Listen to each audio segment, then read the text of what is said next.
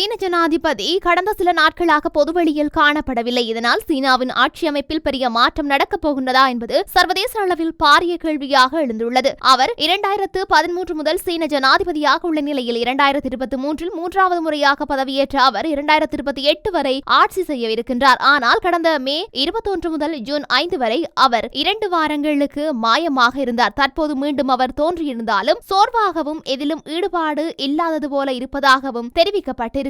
இந்த நிலையில் அவர் இல்லாத சூழலில் சீன ராணுவ ஆணையத்தின் முதல் துணைத் தலைவர் ஜாங் யூசியா நாட்டின் நிர்வாகத்தை சமாளித்து வருகின்றார் என்று செய்திகள் வெளியாகியிருக்கின்றது. அவர் சீன அரசியல் நிர்வாகத்தின் முக்கிய உறுப்பினரான பொலிட்பியூரோவில் இடம்பெற்றவர் என்பதும் தெரிய வருகின்றது. இவ்வாறானதொரு பின்னணியில் சீனாவில் உள்நாட்டு பிரச்சனைகள் ஏற்பட்டால் அவற்றை மறைக்க வெளிநாட்டு விவகாரங்களை தூண்டும் பழக்கம் அந்த நாட்டுக்கு உள்ளதாக சர்வதேச நிபுணர்கள் தெரிவிக்கின்றனர். இதன்படி சீனா இந்தியாவுடன் எல்லை பிரச்சனைகளை தூண்டும் சாத்தியம் உள்ளதாக நிபுணர்கள் எச்சரிக்கையும் விடுத்துள்ளனர்.